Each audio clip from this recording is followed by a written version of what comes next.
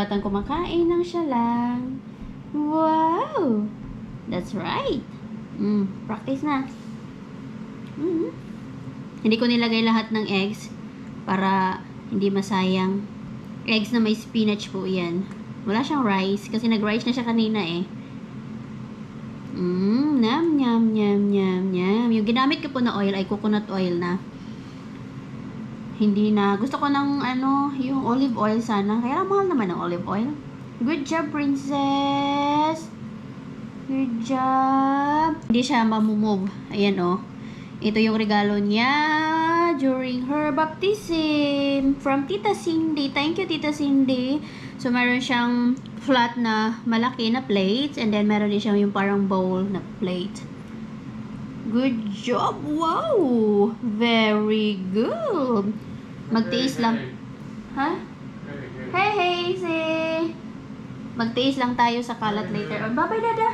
Bye-bye! Bye-bye na, Dada! Bye-bye! Bye-bye! Have a nice day at work, Dada! Yo, alis na si Dada. Going to work na. Bye! Love you, Dada! Yay! Good job, my love! Magtiis lang tayo mamaya sa kalat niya doon sa carpet. Ang importante kumakain siya. Good job! Woo! Galing-galing! So proud of you, my love! Tapos wala na po yan siyang diaper. Pag nasa bahay lang kami, tanggalan ko ng diaper. Para ma-practice talaga sa pati-pati. Oh! Hinay-hinay lang. Naglaro naman na yan sila ng Dada bago umalis.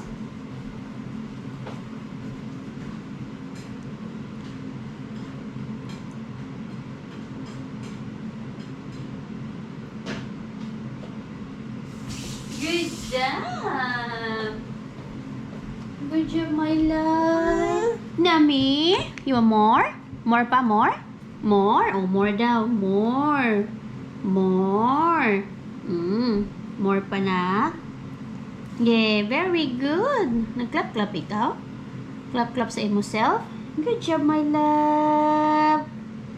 Sige na. Okay lang yan, kalat, anak. Okay lang yan. Get more, oy. Kuha pa. Nak. Hayaan mo lang kalat, anak. Lumi, di apa, oh. Nang, di apa, oh. Hehe. Pati din yung mouth, ayun, nagipang-laglag na.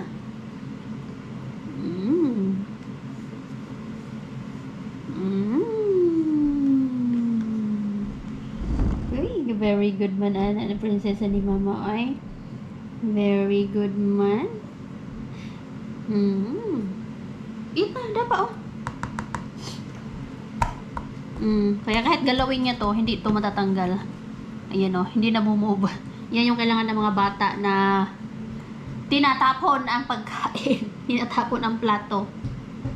Ako ay nagluluto din ng ulam.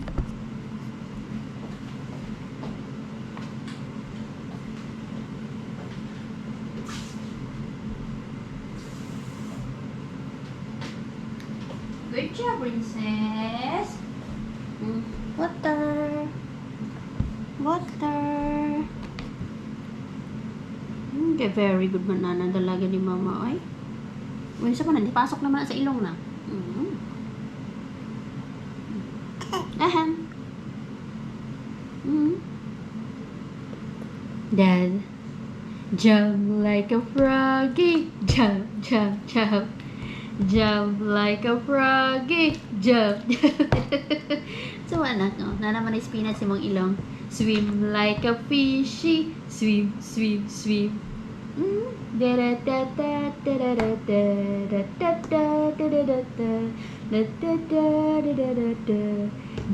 like a froggy. Jump, jump, jump.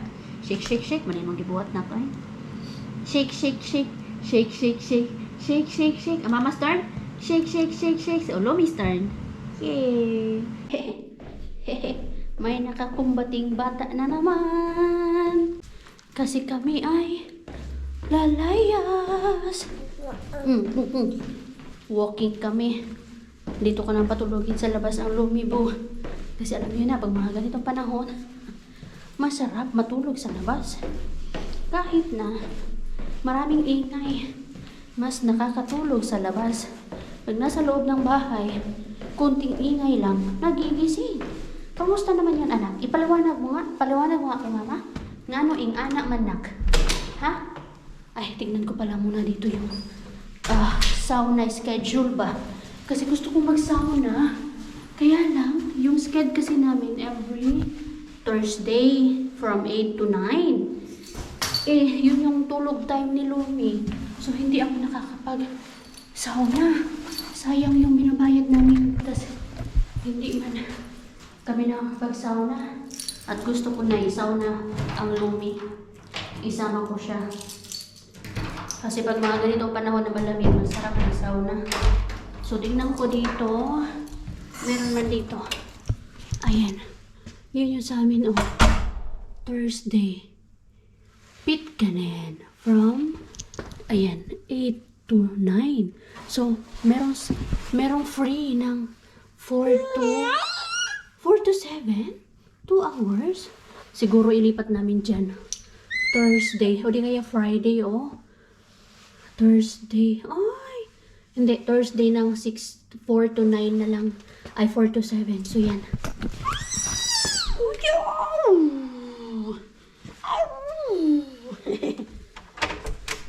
So, kausapin ko si Yorkie na ilipat sa Thursday ng 4 to 7 or 1 hour lang. Okay naman ng 4 to 5 para makapag-sauna kami.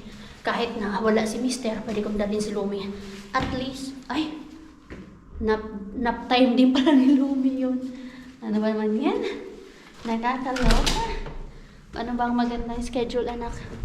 Masarap kasi mag-sauna pag winter. Nakakaganda din kasi ng skin yun. Para let's eh. Kausapin ko pa. Tignan ko pa ulit kung anong magandang schedule. Sit down, good? Wait lang. Patience, ano? Patience. Ayusin lang natin to. Yan. Diba? Buckle up. Buckle up.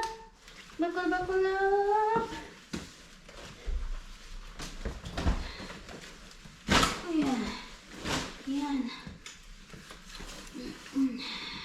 Hindi ko na nilagay yung sapatos niya. Ay, pinasuot. Kasi mababalot naman siya nito. Makupusi in finish. Uy, wala na pala nakita. Sorry na. Yung pinaka-hate niya eh. Wala siyang makita.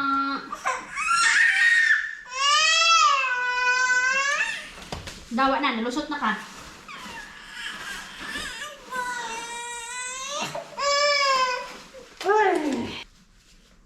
The struggle is real. Dali na. Nasa naman to? Ito na ba? Uy!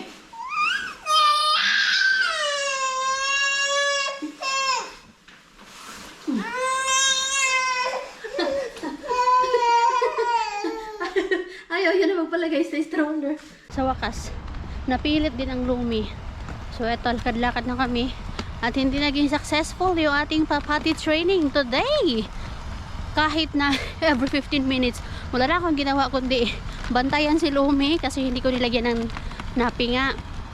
Bantayan siya, tapos maya-maya pinapaupo ko siya sa pati niya. Pero wala, besh. And then, nagulat ako kasi after siguro pagkalagay ko siya sa pati na hindi siya umihi, maya-maya mga 5 minutes umihi siya. Nakiihi po siya sa sahig. O, diba? Sa sahig siya umihi. Pero sige lang. Darating din yung araw na magbubunga din yung ating pati-pati training. Meron talaga. Sa umpisa, hindi madali. Pero magbubunga at magbubunga din yung ating pati training. share natin yan sa inyong mga beshes. Kailangan lang mag-isip kung paano yung mga tips, ano yung mga dapat gawin para maging successful yung ating pari training. Nakita nyo yung robot mga besh? Ayun na, yung nagde-deliver ng grocery. Buti pa siya, oh. Tingnan nyo. Follow the traffic lights. Talaga siya. Ang kulit, oh. Tingnan nyo. Sundan natin. Saan kaya ito papunta? Oh, di ba? Follow the traffic lights. Talaga siya. Ang galing naman. Sana oil. Tingnan nyo. Oh, nakahinto talaga siya. Saan kaya ito pupunta? Sundan natin siya. Saan ito puntang, ano na to? Robot na to. Saan siya mag-deliver ba? Yan na. Pwede nang tumawid. Oh, saan ito pupunta? Tingnan natin saan punta nito. Saan ka punta? Saan ka magde-deliver? Oh, namali. Saan siya punta? Oh, sundan natin yung best. Saan kaya siya punta? Saan ka magde-deliver? Uy, ang kulit noon. Diba? Oh, tamang-tama pa yung dinadaanan niya kasi sa right side talaga. Oh, ang daming natatawa eh. Pag papunta ka, sa right side ka talaga dapat maglalakad kasi yung dito sa kabila, sa left ay yung mga kasalubong natin. Saan kaya siya magde-deliver? Ang galing naman. Nakakatuwa robot na to. Sundan natin to kung saan siya pupunta. Total walking lang naman kami ni Lumi eh. Saan kaya siya magde-deliver? Be. No, alam niyo besh. Alam niyo mga Zay. Yun na. Oh, nag-ano pa siya, nagsisignal pa. Wow. Oh, naghuminto siya. Ay, galing. Tawingin pa siya kung mayroong patawid. Nakakaloka. Ang galing ng robot na yun ah. Ang galing ah. Oh, sige na, tama na. Wag na natin sasundan. Baka sabihin anong ginagawa natin. Punta talaga kami dito sa Lidl. Doon talaga kami dapat oh. May bibiliin lang tayo dito. Si madam di pa rin tulog. May batang naglalaro ng laway. Dito na kami sa Lidl. Tingnan natin snack for Lumi. Yung mga ganito. Ay, huwag yan pang 6 months man yan. Ay.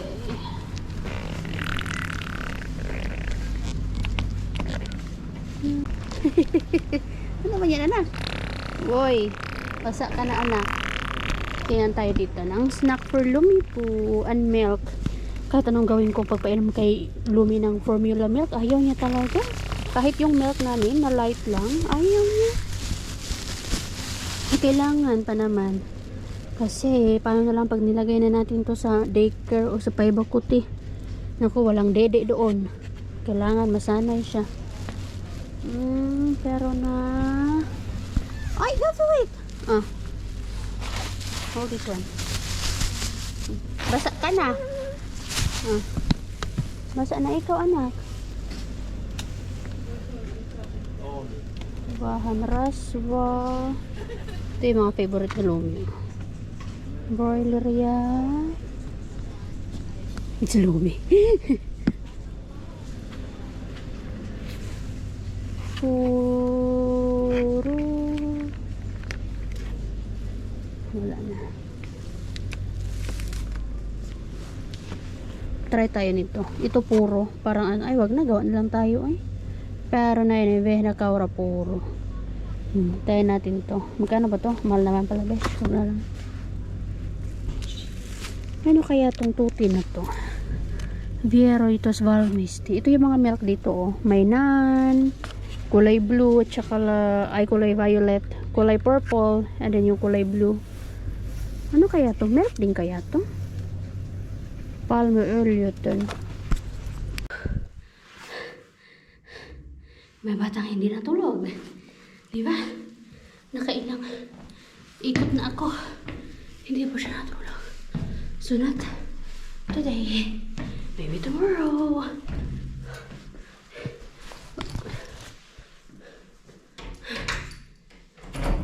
Hinga this lang.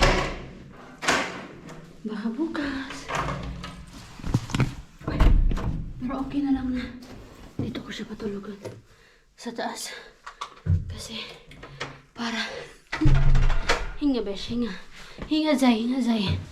Para mahaba yung tulog niya dito. Inom lang ako ng tubig. Yes. Patulogin ko na siya. Ay, Pajay. Kaya, Pajay.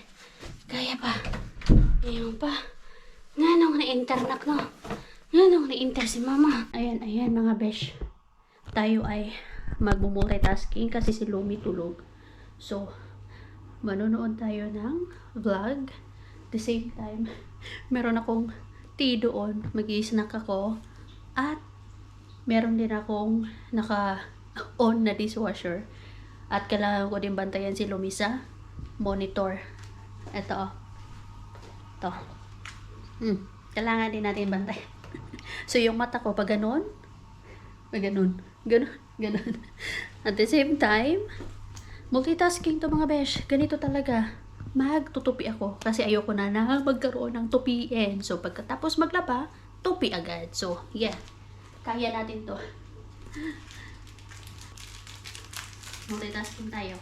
Ang sarap talaga ng mini cake na to ng Dutchland. So, may tea. Mahilig kasi ako sa tea. Isang beses lang naman. Snack ba?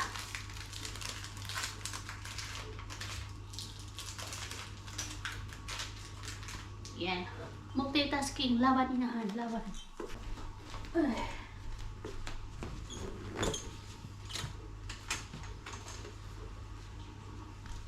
So, yan. Very good. Ears sa vlogs. Mata sa monitor, baby monitor. At sa vlog. So, kaya natin ito mga besh. Ito pala yung sinasabi ko sa inyo kahapon mga beshies na pinahiram ko kay Marsque. Alam niyo po yung tatak nito? Villa. Pero sa ukay-ukay lang to. At mahal to pag original. At mahal yung Villa na tatak dito. So, ito yun. Coat. Ayan. Yung pinahiram ko kay Marsque. Marami magaganda sa ukay-ukay. Magtyaga ka lang talaga mamili. Yan. Hindi ko malala kung magkano to. I think it was 8 euros yata. Malala ko. Yan. Yan yung pinahiram ko.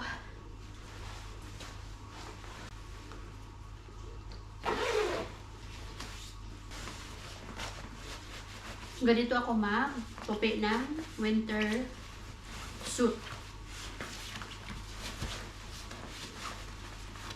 Kasi masyado makapal.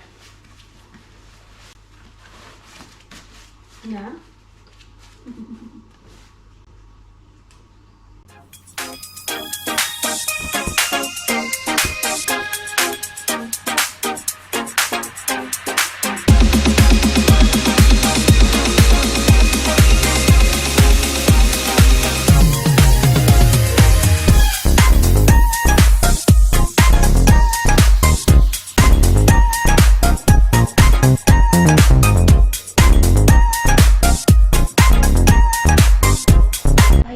Kailangan ko din pala magluto ng food ni Lumi ngayon for tomorrow.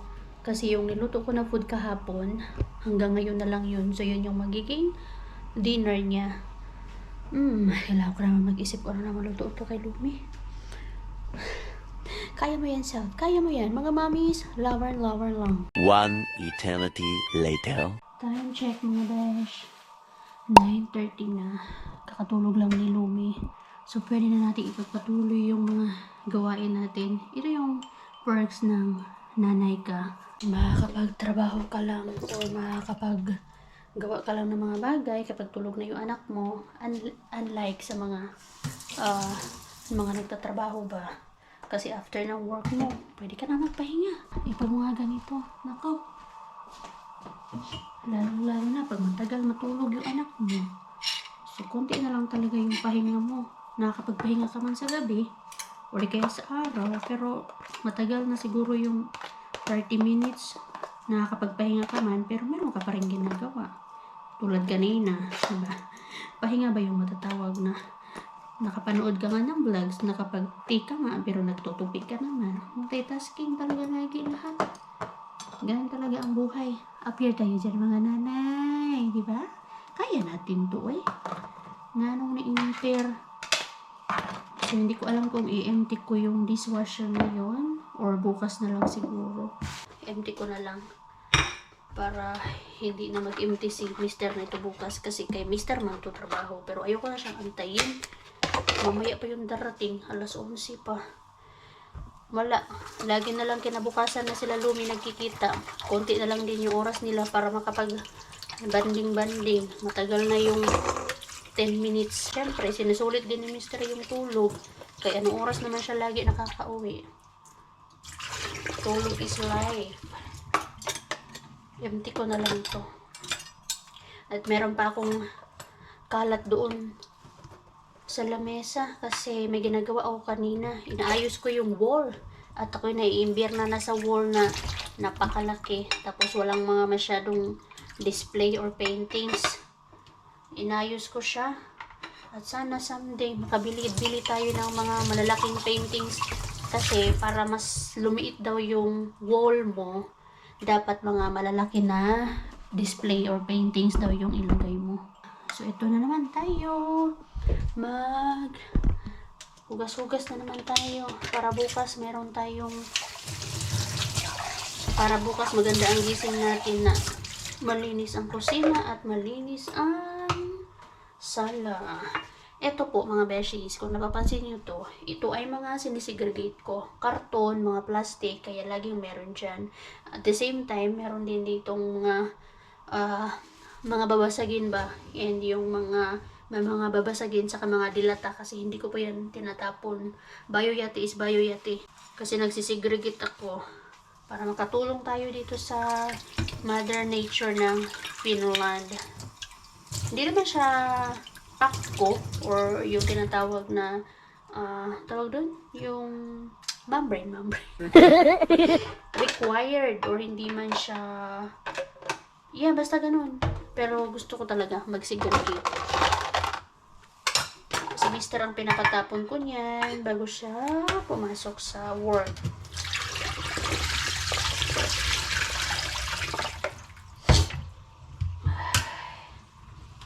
Empty ko na lang to para malagyan ulit natin.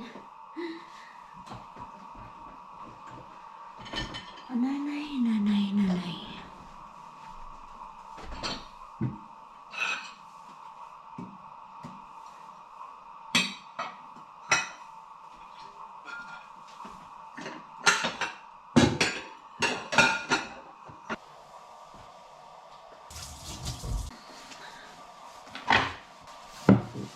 Next, sala naman. Ano oras naman?